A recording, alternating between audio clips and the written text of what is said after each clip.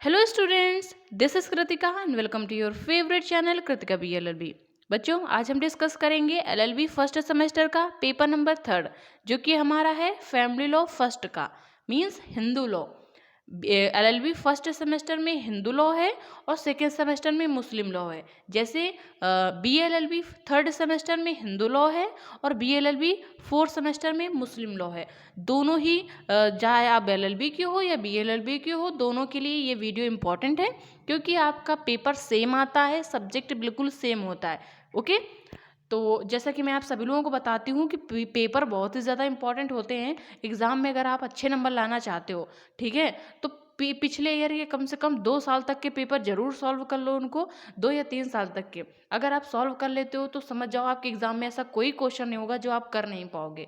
क्योंकि हम जब पेपर सॉल्व करते हैं तो हमें ये पता चल जाता है कि क्वेश्चन आता कहाँ से है और कैसे क्वेश्चन पूछा जाता है। ओके, ये सब हमें आइडिया हो जाता है और कौन कौन से इंपॉर्टेंट क्वेश्चन है ये भी मालूम हो जाता है। और जैसा आप लोगों को पता है, मैं बीएलएलबी थर्ड सेमेस्टर का हिंदू लॉ का पेपर अपलोड कर चुकी हूँ, तो आप उसको भी देख लीजिएगा। दोनों लोग, चाहे एलएलबी के हो या बीएलएलबी के, आप उस पेपर को भी देखिए। वो 19 का है और ये 2020 का है। दोनों पेपरों को देखिए, ये पता चल जाएगा कि क्वेश्चन, कौन सा क्वेश्चन उसमें लॉन्ग में आया था, कौन शॉर्ट में आया था और कौन कौन से क्वेश्चन पूछे गए हैं। ओके, और आज हम इसमें जो पेपर देखें 2020 का, इसमें हम पहली बात तो देखेंगे इंपॉर्टेंट क्वेश्चन। ठीक है, कि इसमें इंपॉर्टेंट क्वेश्चन कौन कौन से, इस पेपर में जो इंपॉर्टेंट क्वेश्चन है वो कौन कौन से हैं, और आपके 2021 या आपके जो आने वाले एग्जाम हैं उनमें कौन कौन से क्वेश्चन पूछे जाएंगे, हम ये भी देखेंगे आप। ओके, तो चलो शुरू करते हैं अपना आज का वीडियो। अब इसमें जो हमारा फर्स्ट क्वेश्चन है, सप्तपदी हिंदू विधि का एक आवश्यक अनुष्ठान है और उसके बिना विवाह पूर्ण नहीं होता है। ये मैं आपको बता दूं कि बीए एलएलबी जो फिफ्थ थर्ड सेमेस्टर में हिंदू लॉ का पेपर है, उसमें भी यही क्वेश्चन पूछा गया था। मुझे ऐसा लगता है फर्स्ट क्वेश्चन या थर्ड क्वेश्चन था, ये सेम क्वेश्चन पूछा गया था। तो ये क्वेश्चन इंपॉर्टेंट है, ये मैंने 2-3 पेपरों में देखा है ये क्वेश्चन।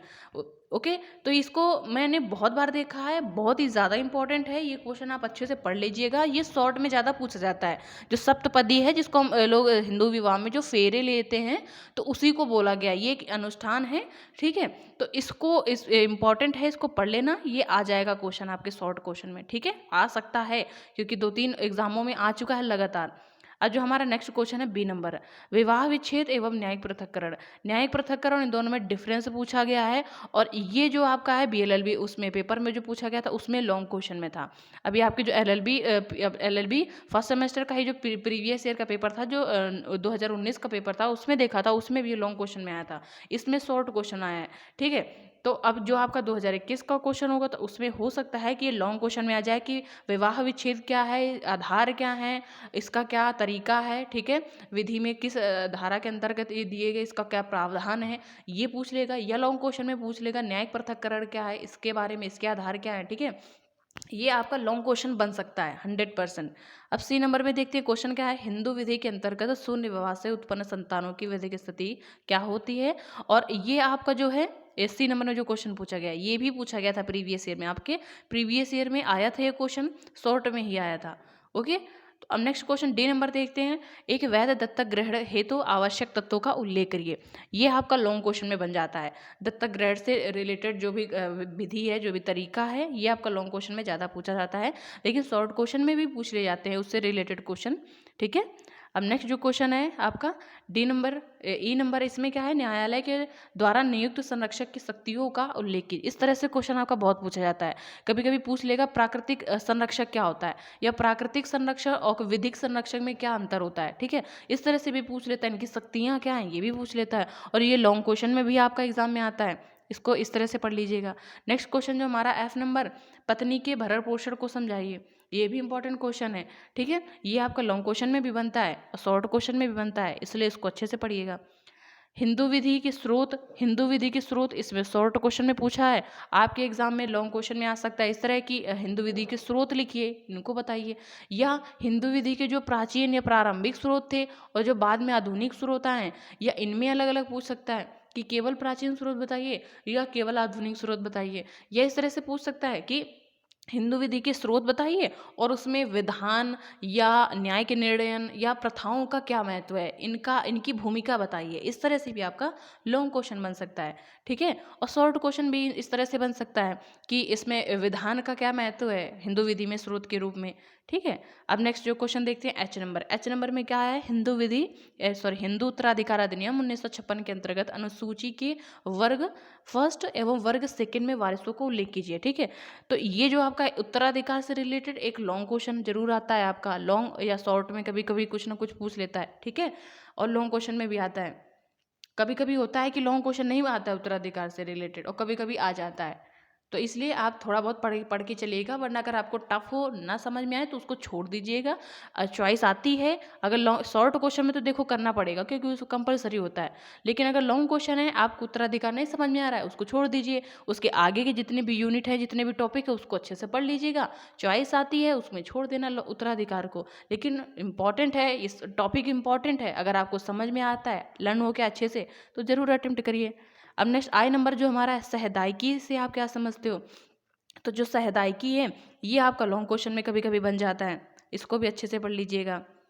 अब नेक्स्ट जो क्वेश्चन है हमारा जे नंबर, हिंदू विधि के स्रोत के रूप में विधान की व्याख्या की। देखो अभी हमने बताया जो आपको इस तरह से क्वेश्चन बन जाते हैं, इस तरह से लॉन्ग क्वेश्चन भी बन जाता है। इसमें तो शॉर्ट में पूछा गया है, हिंदू उसमें BLLB थर्ड सेमेस्टर में जब आया था उसमें पूछा गया था, लॉन्ग में पूछा गया था इस तरह का क्वेश्चन।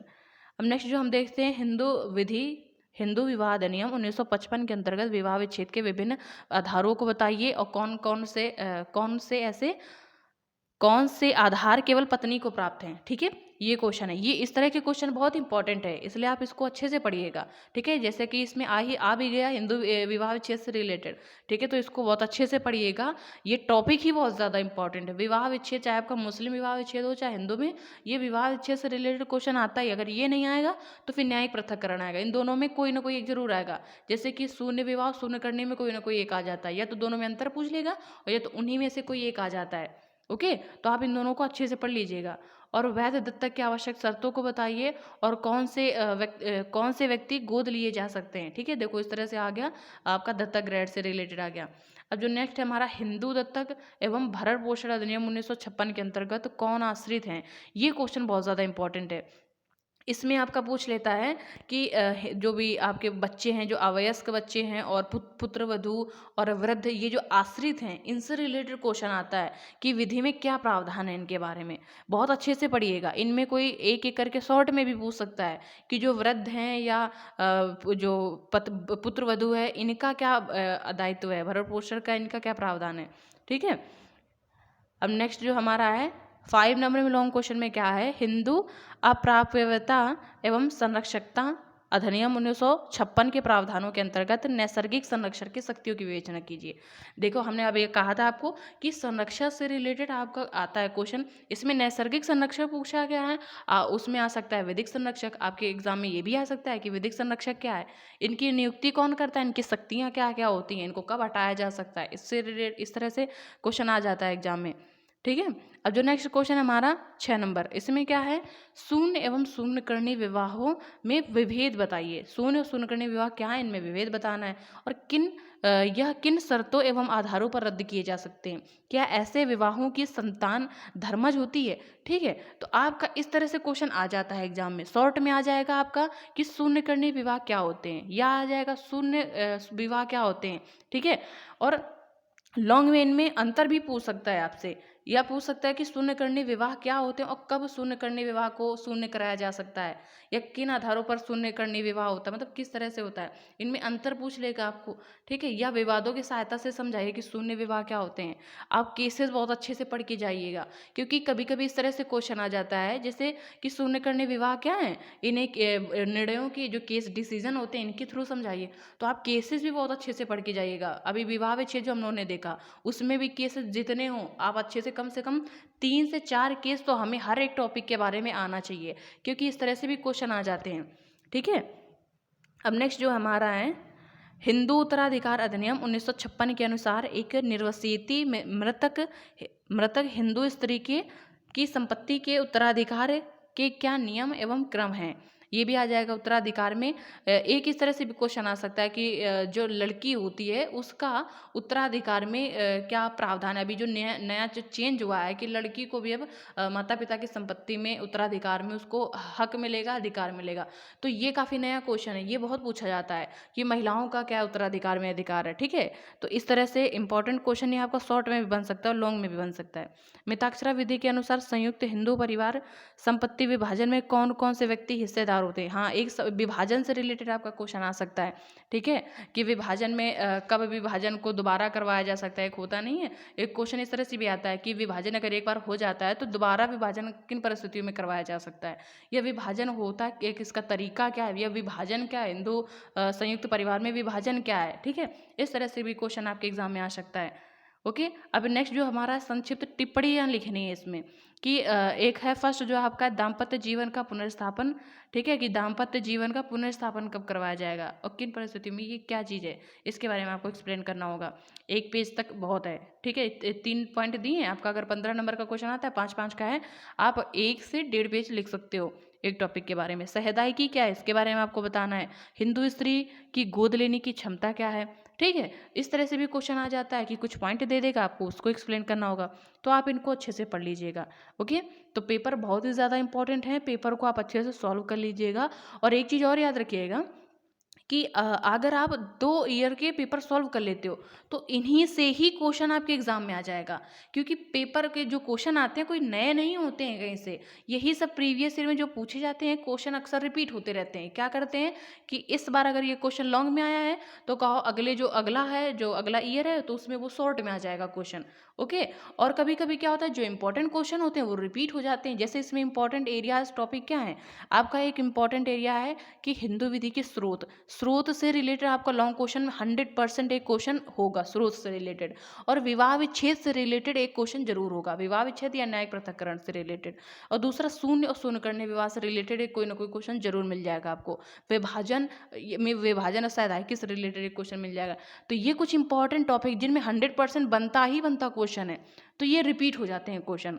ठीक है, तो आप प्रीवियस ईयर के क्वेश्चन को देखिए, उनको समझिए और फिर उन्हीं क्वेश्चनों की तैयारी ज़्यादा रखिए जो ज़्यादा पूछे जाते हैं। ठीक है, क्योंकि चॉइस होती है, कुछ क्वेश्चन पढ़ के जाइए लेकिन बहुत अच्छे से पढ़ के जाइए कि अगर आपके एग्जाम में क्वेश्चन आ जाए तो आप कर लो। ऐसा ना हो कि आपके 2-3 क्वेश्चन उसमें लिखिए जिनके बारे में सबको आपको थोड़ा थोड़ा पता है, आप कोई भी ढंग का क्वेश्चन नहीं लिख पाओगे, आपके नंबर अच्छे नहीं आएंगे।